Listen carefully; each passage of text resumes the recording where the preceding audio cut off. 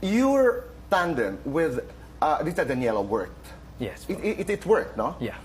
What happened? Nag-away kayo? Hindi kami nag-away dito, pero meron kaming hindi napagkasunduan. I'll be honest dito. Yeah, please. Sabihin mo lang yung kaya mong sabihin. Oo. Dumating kasi sa point kami ni Rita, totoo pala yun, no? Posible ka pala talagang mahulog sa ka-love team mo.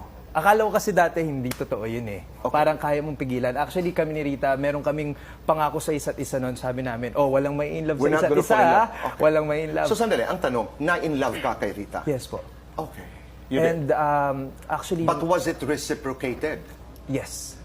Okay. So, inamin namin sa isa't isa kung gaano namin kamahal yung isa't isa. More than friends, more than katrabaho, beyond that.